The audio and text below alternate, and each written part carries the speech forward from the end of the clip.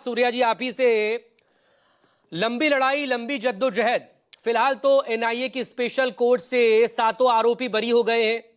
एक बड़ी राहत है उन आरोपियों के लिए, और विपक्ष पर हमला करने के लिए या उस वक्त की सरकार पर अटैक करने के लिए बीजेपी के पास एक बड़ा मुद्दा भी इस फैसले के साथ। सूर्या मैथिल, शुरुआत आपसे। धन्यवाद। और मैं आपको पहले तो ये कहूंगा कि ये ना कहा जाए कि सबूतों के अभाव में जो है ये बरी किए गए।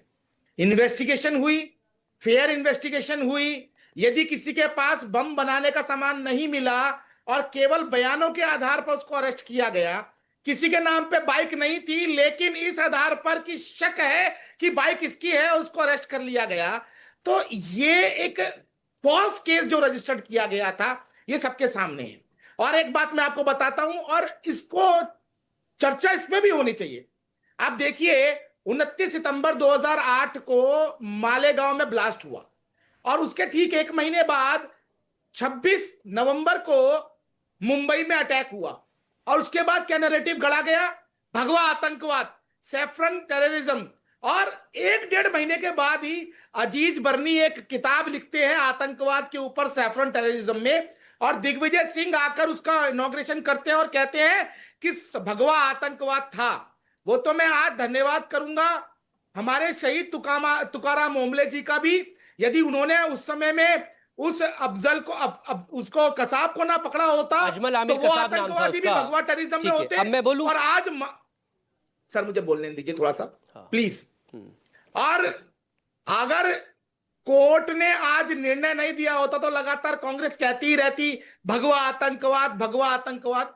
लेकिन माननीय गृह मंत्री जी ने कल भी ये बोला, और हम हमेशा ये बोलते हैं कि सनातनी कभी आतंकवादी नहीं हो सकता।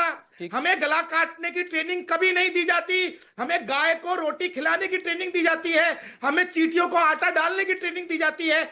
और जिनकी मानसिकता में काटना पीटना है, केवल वही आतंकवाद का चेहरा हो सकते हैं। मैं कोर्ट का प्लीज मेरे साथ 2 और प्रतिक्रिया भी आ गई हैं पॉलिटिकल रिएक्शन से, वो मैं सुनवाऊंगा। लेकिन आप चूंकि कह रहे हैं ना, तो आगे फिर मैं ये प्रतिक्रिया सुनाने के बाद फिर से आपके पास आऊंगा और कोर्ट का फैसला पढ़ के सुनाऊंगा कि क्यों बरी हुए। कांग्रेस प्रवक्ता चित्रा बाथम भी मेरे साथ जुड़ी हुई है। कांग्रेस की उस वक्त की सरकार पर तमाम सवाल हो रहे हैं। चित्रा, तो पहले जवाब आप दे लीजिए, फिर सूर्या जी से बात करेंगे इस पर। मकसूद जी नमस्ते, आपको मेरी आवाज आ रही है? जी, आपकी आवाज मिल पा रही, प्लीज बोलें। मकसूद जी, मैं आपको ये बताना चाहूंगी और ये स्पष्ट करना चाहूंगी कि कांग्रेस ने कभी भी आतंकवाद का कोई धर्म नहीं होता है, इसी लाइन को मेंटेन रखा है।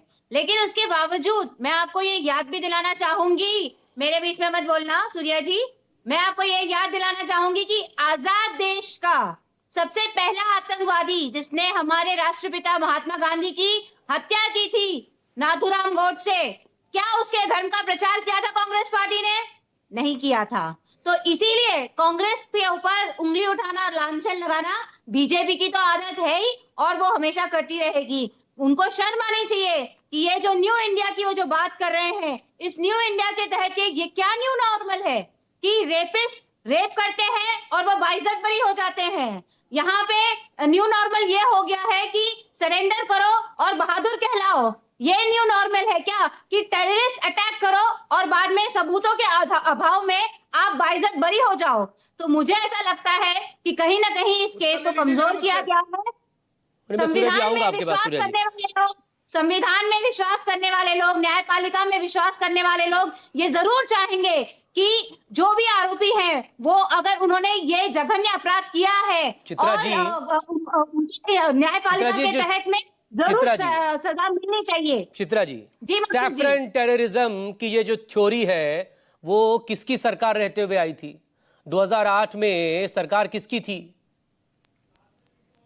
मकसूद जी, अभी अभी आपने इमरान प्रतापगढ़ी जी को सुना। सैफरन टेररिज्म का जो वर्ड है ये कॉइन किसने किया था? ये वर्ड कॉइन किया था आरके सिंह, जो वहां के गृह सचिव थे। ये आरके सिंह जी ने कॉइन किया था टर्म, और ये लैंग्वेज कभी भी कांग्रेस की पार्टी की नहीं थी। तो ये कांग्रेस पार्टी को भटकाने के लिए उन्होंने किया था, और जिसका इनाम बीजेपी ने उनको भरपूर दिया है, और पिछले 10 साल से वो बीजेपी के साथ सरकार में बैठे हुए। तो क्या बीजेपी उनको भी सजा देगी, उनको सरकार से निकालेगी, उनको उनका पद छीनेगी? वो ऐसा कुछ नहीं करेगी। वो सिर्फ और सिर्फ कांग्रेस के ऊपर उंगलियां उठा सकती है। सूर्या जी, नाउ इसी में प्लीज उनका रिस्पॉन्ड। सबका सूर्या सामने मैथिल, आता प्लीज है। रिस्पॉन्ड। जी धन्यवाद। देखिए, पहले तो मैं अपनी बहन को बताना चाहता हूं कि नवंबर 2008 में ये मालेगांव ब्लास्ट हुआ, और उसके बाद जनवरी 2009 में जो एटीएस है उसने अपनी चार्जशीट दाखिल की। ये सितंबर 2008 और में हुआ था। सितंबर 2008 में ब्लास्ट हुआ था, 29 सितंबर 2008।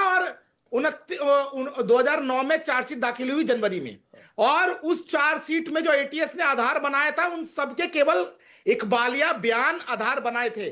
और आप देखिए किस प्रकार से कर्नल पुरोहित ने भी स्टेटमेंट दिया, साध्वी प्रज्ञा भारती ने, और सभी ने, कि किस प्रकार से उनको सेफ हाउसेस में ले जाकर अप्राकृतिक यातनाएं दी गई। लेट मी क्लियर, पूरी बात नहीं, उनको बहुत समय दिया हमने। सूर्या जी, देखिए मेरे पास वक्त मैनेज करना, लेकिन चूंकि आपने अदालत के फैसले को लेकर जो बात कही थी, अदालत के फैसले में, प्लीज एक सेकंड चित्रा बाथम, प्लीज आतंकवाद था, ऐसे बात नहीं हो पाएगी। कांग्रेस को माफी मांगनी चाहिए। उनके गृह मंत्री ने कोर्ट ने क्या कहा है सूर्या मैथिल, मैं आपके लिए पढ़ देता हूं। सूर्या मैथिल, मुझे आगे बढ़ना है किसी और खबर पर, लेकिन कोर्ट ने क्या कहा, चूंकि आप कोर्ट के फैसले को लेकर कोर्ट कर रहे थे, पीसीआर दोनों को डाउन कर दो। कोर्ट ने क्या कहा ये देखिएगा। कोर्ट ने कहा है, विशेष एनआईए अदालत ने अभियोजन पक्ष मामला साबित करने में विफल रहा। आरोपी को संदेह का लाभ मिलना चाहिए, बेनिफिट ऑफ डाउट। आतंकवाद का कोई धर्म नहीं होता, क्योंकि कोई भी धर्म हिंसा की वकालत नहीं कर सकता। अदालत केवल धारणा और नैतिक सबूतों के आधार पर किसी को दोषी नहीं ठहरा सकती, इसके लिए ठोस सबूत होने चाहिए। तो अब सवाल इन्वेस्टिगेटिव एजेंसी पर आते हैं, जो इन्वेस्टिगेट कर रही थी इस पूरे मामले को लेकर, वो सबूत क्यों नहीं जुटा पाई इतने सालों में भी, जबकि एनआईए इस मामले को लेकर 2011 को इस मामले में एनआईए टेक ओवर कर चुका था। तो सवाल इसीलिए है कि इस मामले में सबूत जो नहीं जुटाए गए, नाकामी किसकी मानी जाए। बहुत शुक्रिया आप सभी लोगों का। बहरहाल